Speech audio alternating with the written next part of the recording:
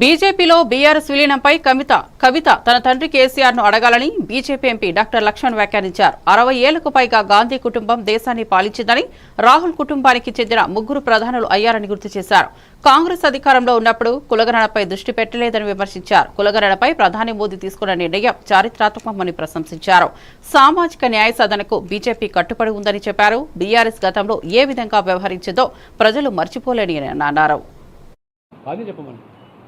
అలా కేసీఆర్ గారిని అడగాల, ఆయన విలీన ప్రతిపాదన ఎప్పుడని చెప్పిండా చేసిండా? మా వరకైతే ఈ రాష్ట్రంలో చర్చలు జరగలేదు. నేను కేంద్రంలో పార్లమెంట్ బోర్డు సదస్సు, నా దృష్టికి ఎప్పుడు ఈ అంశమే చర్చకు రాలేదు. మరి కవిత గారు వాళ్ళ నాన్నని అడగాల, అయితే మన ప్రతిపాదన ఎవరి దగ్గర పెట్టినావా, ఎవరి దగ్గర పెట్టిండ్రో అది చెప్పమని. రేవంత్ రెడ్డి గారు, తెలంగాణ ప్రభుత్వం దేశంలో ఎక్కడ లేని విధంగా కులగణన చేపట్టాం, అది రాహుల్ గాంధీ చొరవ అని చెప్పి మాట్లాడు.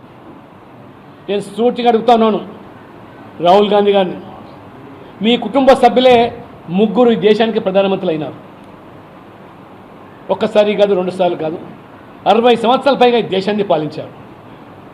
అధికారం ఉన్నప్పుడు ఏనాడు కూడా కులగణన విషయం ప్రస్తావించని మీరు, ప్రతిపక్షంలో ఉన్నప్పుడు కులగణన అంశాన్ని ఒక రాజకీయపరమైనటువంటి మరి కోణంలో మరి తీసుకురావడం అనేది పరిపాటిగా మారింది. అందుకని ఇవాళ నరేంద్ర మోడీ గారు తీసుకున్న నిర్ణయం